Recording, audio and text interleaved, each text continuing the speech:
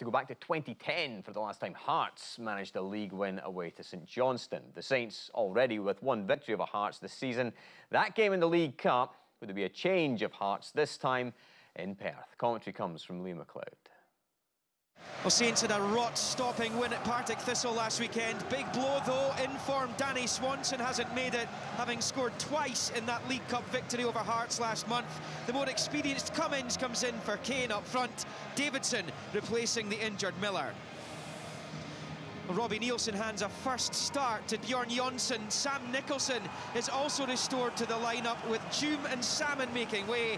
The latter are among the subs as the Jam Tarts aim for the top of the table. It's a Nicholson corner, which Xander Clark comes for. Watt! And blocked on the line. Well, it's a good job Richard Foster was there. Otherwise, Tony Watt looked as though he was putting Hearts in front here. Peyton short with that. This is Watt, and he's spread it through beautifully for Nicholson, and he's got Reras waiting in the middle. Chance! Great save from Xander Clark. Well, Reras was waiting left-hand side of the box, and Xander Clark justifying why he's in the team right now. It's a fabulous ball by Peyton. Here's Cummins.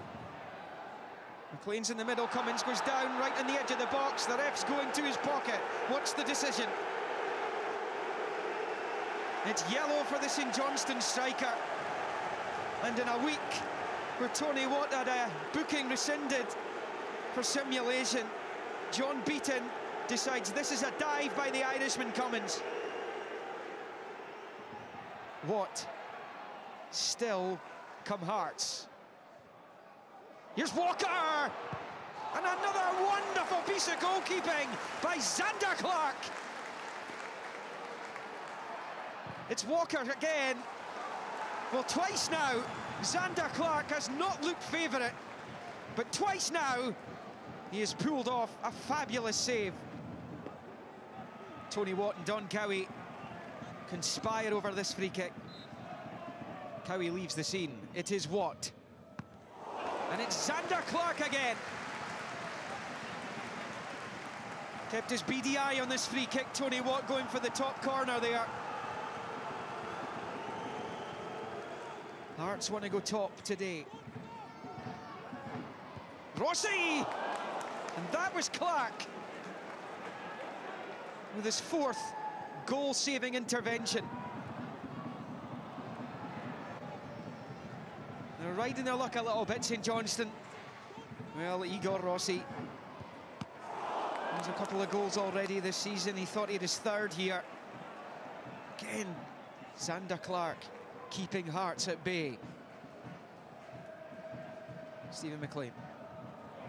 He's got it to Foster, who's got three in the middle in blue shirts. This is Liam Craig. It's Craig's effort, which is touched on by Cummins, and there is no flag. St Johnstone have the lead against Hearts. Given to them by Graham Cummins, second of the season. That was brilliantly worked down the right-hand side. Liam Craig possibly going for goal himself there. And a wonderful tribute to Dave Mackay, who announced his retirement this week. The Scottish Cup winning captain.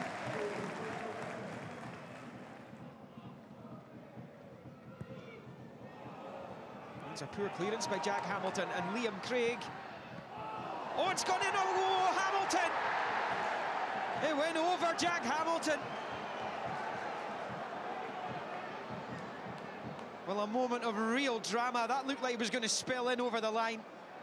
Hamilton got there just in time, but he was far from decisive.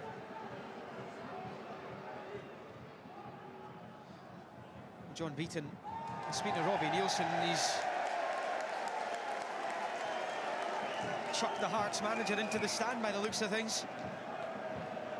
Yeah. Too much to say. Comes Nicholson again. Patterson! To Woodward this time, and then it's the side net from Nicholson. Is that as close as Hearts will come to equalising?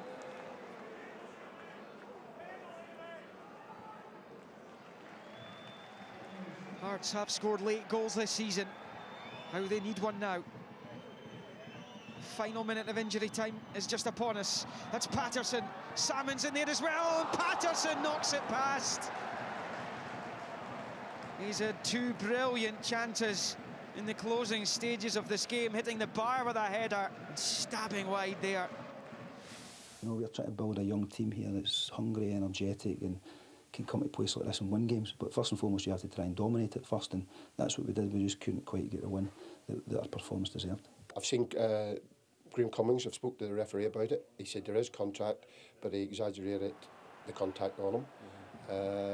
If I think that the referee's spot on, the players will be fined, and that's what we do here. I get sent to stand for clapping a delivery into the box, which I thought was really good. The fourth official thought I was clapping sarcastically at the referee, so you know, I think his wires crossed a wee bit. We talked about Divegate at Tynecastle last weekend. More Divegate this time at McDermott Park, involving St Johnstone players this time. Both players booked for simulations, Stephen. First up, Graham Cummings. Did the referee get this right? Was this a dive? It wasn't a dive, no.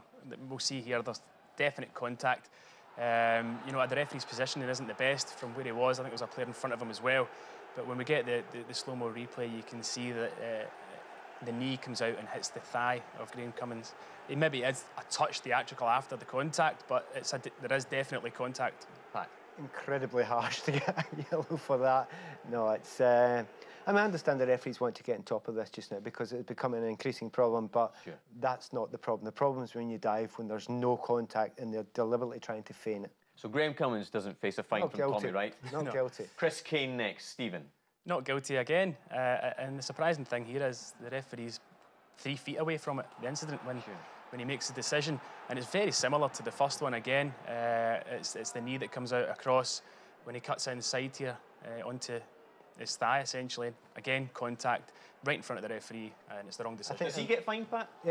He's a wee bit closer, but just gets away with it.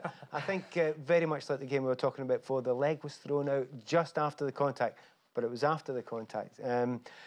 Players are getting used to it now, aren't they? They're beginning to throw their bodies into players. Well, the irony... You shouldn't do that. You should just run directly. That's the thing. irony, of course, St Johnstone manager Tommy Wright had talked about the Hearts players before the match maximising contact in certain situations. Obviously, we spoke about it last weekend. Hearts, has to be said, Stephen, missing out on the chance to go top of the table yesterday. Another great result for St Johnstone against Hearts at McDermott Park, and Xander Clark very much in fine form in the goal. He was outstanding, and I think that Hearts as a team created an awful lot of opportunities in the match. Were a real force going forward, but this man here, you know, St Johnstone can thank him for their 3 points. The team themselves defended well and were dogged, but his individual performance was absolutely brilliant. But it's not just the saves. It's on top of that they had chances as well. But well done, Xander Clark. He was absolutely fantastic. But we've watched 3 games so far. Celtic were miles ahead and loads of chances, only got a point. Rangers exactly the same. And this time Hearts had all those opportunities there and they get nothing out of it. It's been a strange few games we've had these seasons. A lot of managers who'll be unhappy with the points, but pretty happy with the performances. Plenty of great football to come tonight, including the lunchtime game, Dundee at home to Aberdeen.